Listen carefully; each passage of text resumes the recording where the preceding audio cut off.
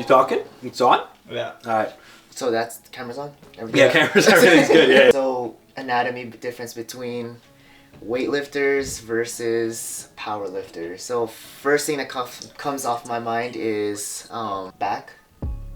Back of weightlifters versus powerlifters is different in the sense that that I find that powerlifters in my experience have thicker backs. Look like fucking turtles? Yeah. Out of everybody in the back or with their backs here is thicker, whereas for me I have a little bit of wider back where I use my lats a little bit more, I think, when I do my pulls with my weightlifting, for example, in the snatches and whatnot. When I think about like back and weightlifting anatomy, I always think about like Lou Jiaojun. Yeah. And like his videos Crazy of him back. squatting, like Crazy man, his back's like just got this massive ass trap thing going on that reaches his ears. Yeah, powerlifters, I think the biggest difference is like weightlifters have like this V taper going on, which comes from the snatching, which comes from like the overhead pressing. And whereas powerlifters are like just more compressed beings of like just filled up back technology going on with them. No. Something that you don't see often is weightlifters with huge chests. I was thinking about pecs, yeah. With the pecs this time around, right? So with pecs, like we do have pecs, but it's not like to the extent of powerlifters. You guys have juicy titties. Juicy, yeah, they got some juicy titties. Like even like you can see the differences between female athletes in both sports, where like female powerlifters, especially if you look at the untested versions, like they got big chests. Like you got like pecs, you got lining out, and like they're like filled up here in the major and stuff. So whereas weightlifting women are just like, they look more timid, but they got shoulders. Like you got capped out shoulders, right? So they just don't. But that's obvious. Like you guys don't press. You don't do any pressing. You guys don't do like horizontal pressing in any manner. No. So personally, with Max and I, we train a lot of planks, side planks, a lot of hold and isometric holds. We don't do anything more than a minute. Okay. And then once we get to a threshold of a minute and where we find it's very easy, then we started loading up it with weights.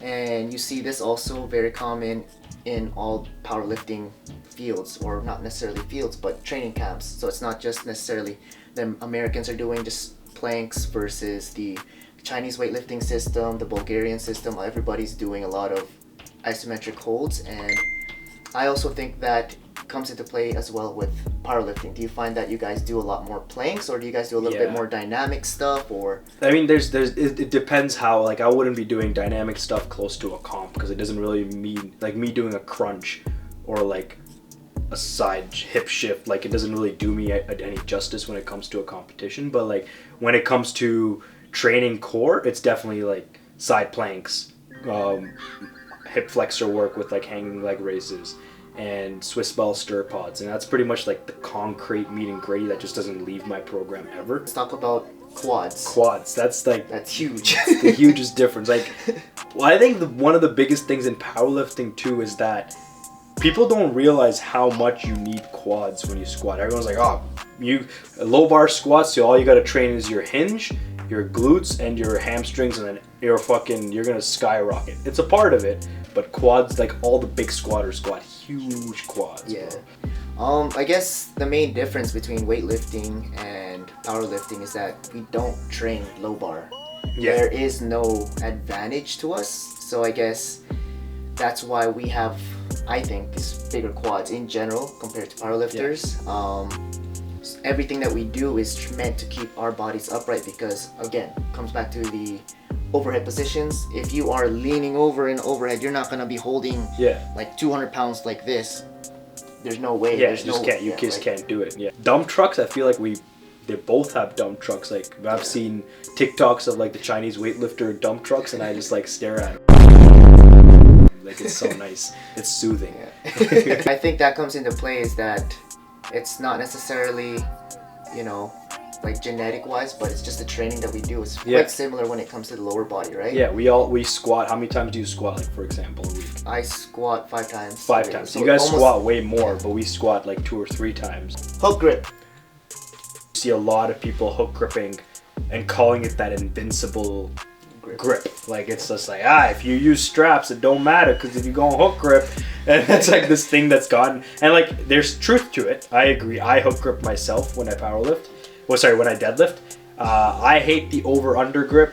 I just can't get the same position of my traps when I hook grip. When I over under, and it's like, I think people say that like, oh, it's more about balance in muscle growth. I don't think there's too much truth to that, because I think powerlifters who over under are still strong in their grip versus powerlifters who hook grip, right? Yeah. But I think it's just easier to grab the bar this way rather than grab the bar this way.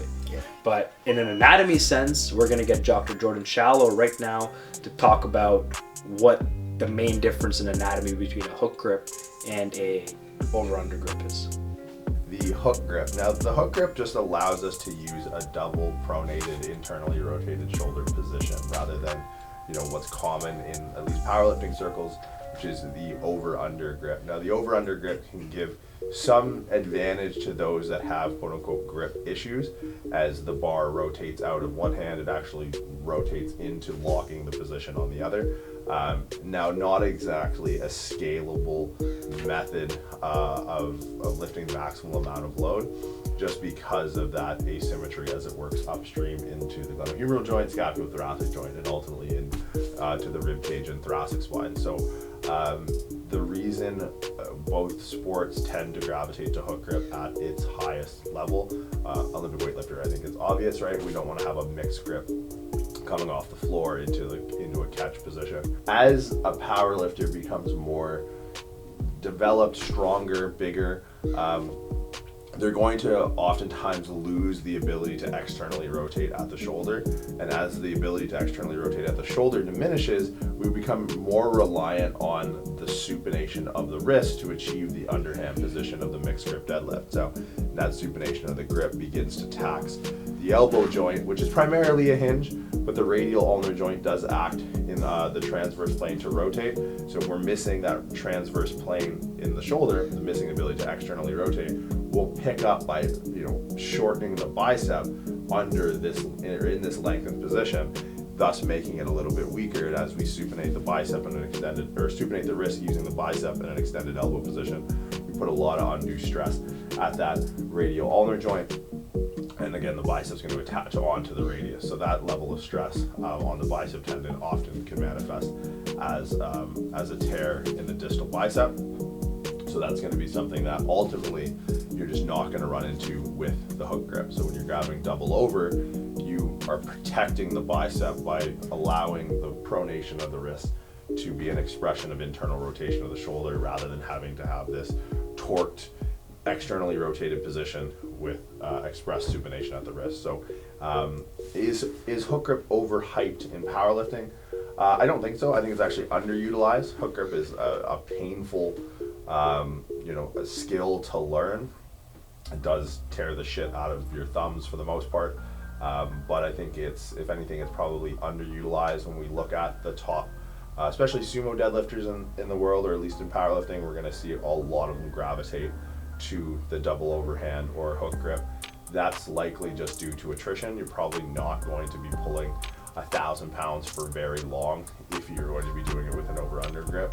So potentially the max strength might be higher, but the ability to actually express that strength is almost non-existent, as the amount of torque created at that distal bicep as you over-supinate, as you sort of begin to lack that external rotation of the shoulder, kind of becomes an inevitability that just leaves those that hook grip being the strongest pullers in powerlifting. So I don't think it's overhyped. I think it's underutilized, and I think it'd be something that, from general population all the way through to competitive lifting. Yeah, that's kind of my take on the hook grip when it comes to Olympic weightlifting, and more so its hype or lack thereof in powerlifting.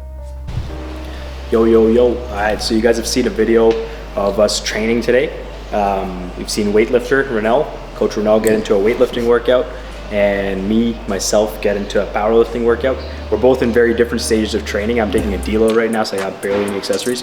Usually I'd be doing a lot more bodybuilding stuff, because I like, my coach likes me getting a big pump after my workouts, and that complement my compounds. Yeah, and then Runel kind of did some weird stuff. You can talk about that. So right now I'm about 4 weeks and a bit into my meet. So I have a lot of volume going into right now, and then what ends up happening is the volume goes down, intensity stays, and we're gonna go all the way up to the roof, all the way up until basically week of meet day, and then we're gonna see whatever happens during the meet there. Thanks for joining us here, training at Anytime Fitness Yellowknife, and yeah, thanks for joining us. And thanks Jordan for coming in for this video. Yeah, thanks Jordan. Yeah. Appreciate you, bro. Yeah. Pre-script. Do it.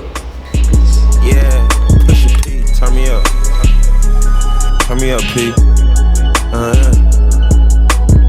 Pointers in the paddock, get my piece. I'm pushing P.